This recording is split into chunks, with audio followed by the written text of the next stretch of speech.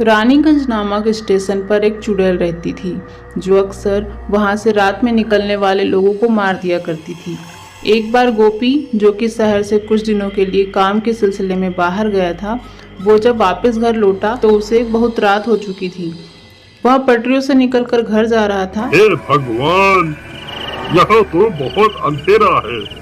कहीं मैंने इस रास्ते से आकर कोई गलती तो नहीं कर दी?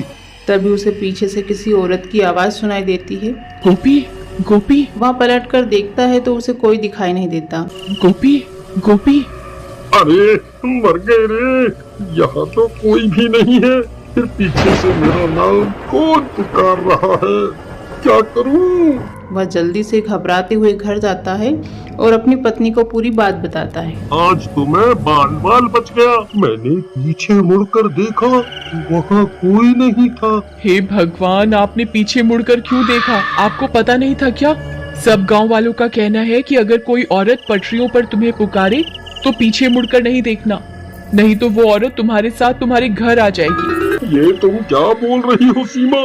मैंने तो पीछे मुड़कर देखा था, लेकिन मुझे वहाँ कोई दिखाई नहीं दिया।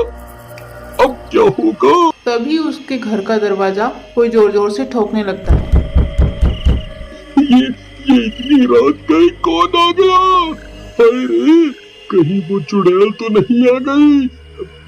फिर सीमा दरवाजा खोलने जाती है, लेकिन वहाँ पर कोई नहीं होता है। यहाँ तो कोई भी नहीं है, लगता है कोई बच्चा शरारत कर रहा है। ऐसा बोलकर वो घर के अंदर आ जाती है। तभी थोड़ी देर बाद ही दरवाजा फिर से बजने लगता है। इस बार मैं जाता हूँ, तुम यहीं रुको। अभी इन बच्चों को सबक सिखाता हूँ।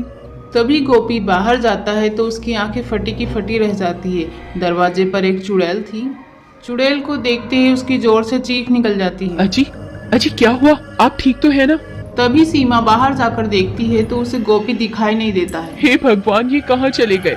तभी एक गांव वाला उसके पास आता है। अरे सीमा बहन, अनर्थ हो गया। तुम्हारे घर एक औरत सफेद साड़ी में आई और गोपी भाई को घसीटते हुए अपने साथ पटरियों की तरफ ले गई। ये चुड़ैल थी जिसे लोगों ने अक्सर पटरियों पर चलते हुए देखा है। हे भगवान, वीरू भैया, हमें इन्हें बचाना होगा। आप चलिए मेरे साथ। फिर वो दोनों गांव के कुछ लोगों को अपने साथ लेकर पटरी की तरफ जाते हैं। अरे गोपी भाई, आप कहाँ हैं? गोपी भैया, क्या आप मुझे सुन सकते हैं? तभी उन्हें गोपी की आवाज सुनाई देती है। भाइयों, मैं यहाँ हूँ, इधर देखो आगे की तरफ। तभी वो लोग गोपी की आवाज की तरफ जाते हैं। वहां जाकर देखते हैं तो गोपी पूरा जमीन में अंदर दबा हुआ था, केवल उसका सिर ही बाहर था।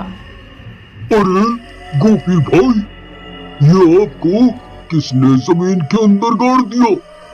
उस चुड़ैल ने मेरी ये हालत कर दी है।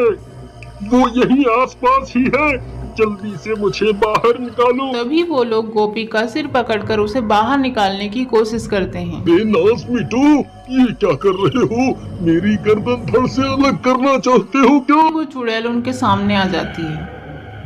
अरे भागो रे, ये चुड़ैल अब हमें नहीं छोड़ेगी, भागो। उसी पटरी पर ट्रेन के आने की आवाजें आने लगती है।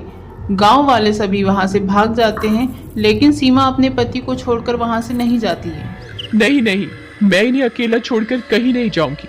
अब कोई फायदा नहीं है सीमा, ट्रेन बहुत नजदीक आ गई है। अब मैं नहीं बचूंगा। तुम यहाँ से चली जाओ, चली जाओ। नहीं नहीं जी, मैं आपको छोड़कर कहीं नहीं जाऊंगी।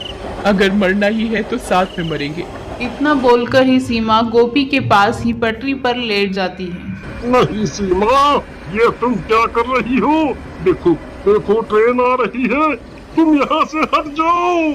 तभी चुड़ैल बोलती है। ए बेवकूफ औरत, ये तू क्या कर रही है? क्यों अपनी जान देना चाहती है? तू मेरा शिकार नहीं है। सिर्फ तेरे पति ने मेरी आवाज सुनी थी और मुझे पलट कर देखा था। सिर्फ ये मेरा शिकार है। चुड़ैल जी, ये मेरे पति हैं। मैं इनके बिना नहीं जीना चाहती। सीमा का इतना प्यार देखकर चुड़ैल का मन बदल जाता है और उसे भी अपने गृहस्थ जीवन की याद आ जाती है, इसलिए वहां अपने जादू से ट्रेन को वहीं पर रोक देती है। अरे वाह वाह वाह वाह, सीमा, ट्रेन रुक गई, हम तो बच गए। तुम दोनों जा सकते हो, मैं तुम्हारी जान नहीं ले सकती। मेरा एक काम करना, यहाँ झाड़ियों में मेरी लाश पड़ी हुई है, उसका अंतिम संस्कार कर दो, इससे मुझे मुक्ति मिल जाएगी। फिर गांव के सभी लोग मिलकर उस चुड़ैल की लाश को ढूंढकर उसका अंतिम संस्कार कर देते हैं। उसके बाद से वह चुड़ैल किसी को नहीं दिखाई देती।